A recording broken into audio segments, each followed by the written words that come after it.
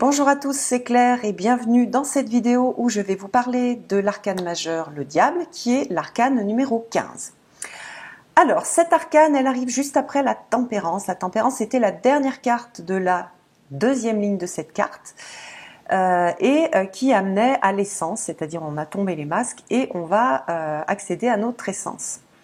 Enfin, le mât qui traverse toutes ces cartes accède à son essence. C'est aussi un moment où on refait circuler les énergies, donc ça permet d'être prêt pour traverser la carte du diable qui va commencer donc cette dernière ligne qui va amener jusqu'à l'illumination. Le diable va amener l'énergie suffisante pour traverser donc ces 7 cartes. Au niveau de la numérologie, on a le 5 qui correspond au pape et le 15 au diable. Le 5, c'est un pont vers le spirituel, vers le haut. Le 15, c'est un pont aussi, mais vers le bas, vers les forces de l'inconscient, vers la matière. Donc ce sont des cartes qui se ressemblent beaucoup, mais elles ne sont pas du tout dirigées dans le même sens. Alors si on regarde le tarot de Marseille, on voit un personnage avec des ailes de chauve-souris. Donc là, on retrouve cette idée d'aller dans les noirceurs, dans les profondeurs.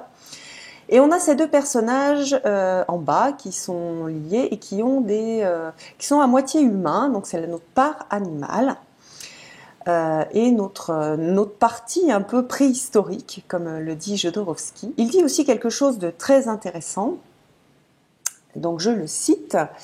Il dit que l'initié, pour parvenir à l'illumination, ne doit pas refuser son côté animal, mais l'accepter, l'honorer et le guider vers la lumière angélique.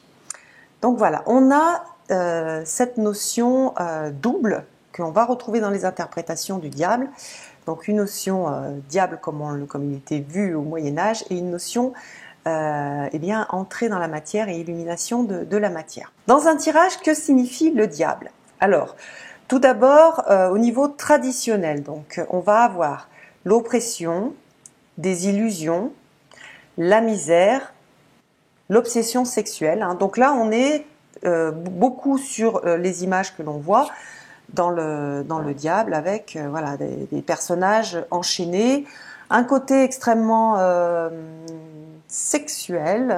On a beaucoup de cartes de diable avec des hommes qui ont beaucoup de force, qui ont une énergie yang très forte et qui sont plutôt des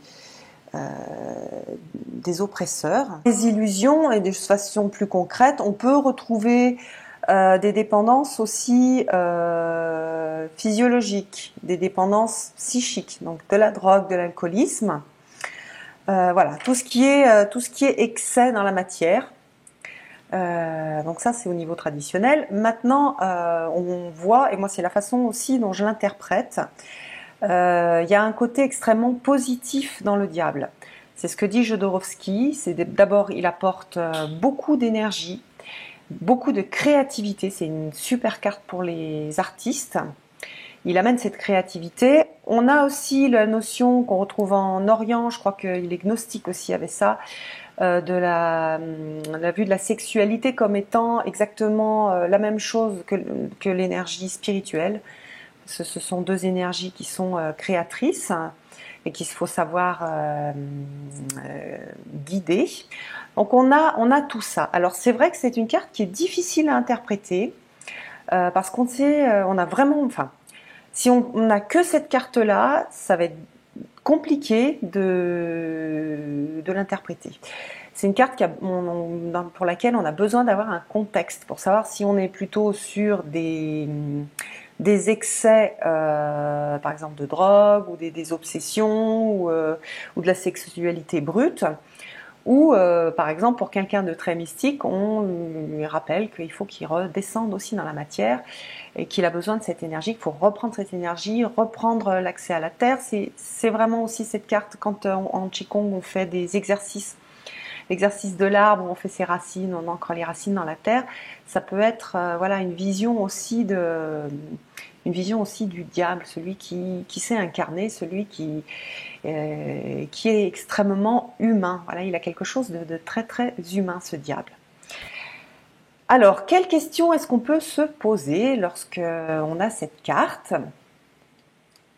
Alors, à quoi est-ce que je suis attachée, hein? On a des personnages qui sont attachés la plupart du temps, donc à quoi je suis attachée de façon un peu maladif.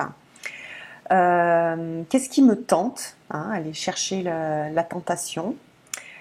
Quelle est ma créativité? Qu'est-ce que je crée? Que ce soit très pratique ou que ce soit qu'est-ce que je crée dans ma vie. Quelles sont mes valeurs négatives? Donc aller voir un peu tous les interdits moraux, parce qu'on a beaucoup aussi dans le diable. Quelles sont mes pulsions? Et qu'est-ce qui me fait peur en moi? Ça, c'est une carte très très intéressante en psychologie. Donc qu'est-ce qui me fait peur en moi? Donc là, ça représente l'ombre, tous les contenus refoulés qui m'ont fait peur, que j'arrivais pas à gérer. Donc je vais aller les rechercher. J'espère que cette vision du diable vous aura intéressé, qu'elle vous aura un petit peu aidé à mieux comprendre cette carte. Et je vous donne rendez-vous pour une prochaine vidéo. Bye bye!